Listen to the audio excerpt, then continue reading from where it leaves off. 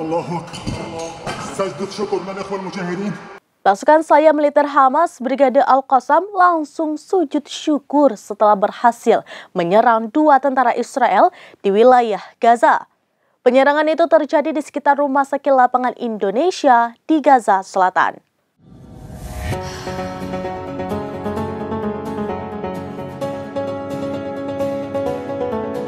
Pasukan saya militer Hamas Brigade Al-Qassam langsung sujud syukur setelah berhasil menyerang 2 tentara Israel di wilayah Gaza. Penyerangan itu terjadi di sekitar Rumah Sakit Lapangan Indonesia di Gaza Selatan. Dalam video yang dirilis di Telegram pada Rabu 14 Agustus 2024, 2 tentara Israel sedang berdiam diri di dalam gedung.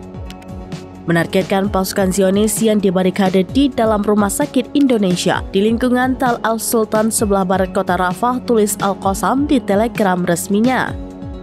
Pasukan Al-Qassam bisa melihat jelas wajah keduanya karena posisi tentara Israel mengintip dari lubang. Tidak menunggu waktu lama, peluru TBG pun dilesatkan tepat ke arah gedung yang menjadi target. Pasukan Al-Qassam kemudian melakukan sujud syukur karena tembakan berhasil mengenai tentara Israel. Selain itu, jumlah korban luka tentara Israel terus bertambah sejak dimulainya konflik dengan Hamas pada 7 Oktober 2023 yang lalu. Tidak hanya terluka, banyak dari tentara rezim Zionis juga menderita gangguan stres pasca trauma. Pada Rabu 14 Agustus 2024, Kementerian Keamanan Israel mengumumkan jumlah luka yang dialami tentara pendudukan. Disebutkan sejak dimulainya perang, sudah lebih dari 10.000 tentara yang terluka.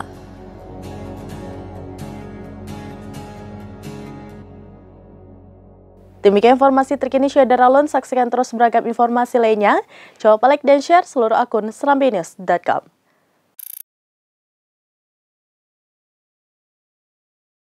Download Tribun X sekarang, menghadirkan lokal menjadi Indonesia.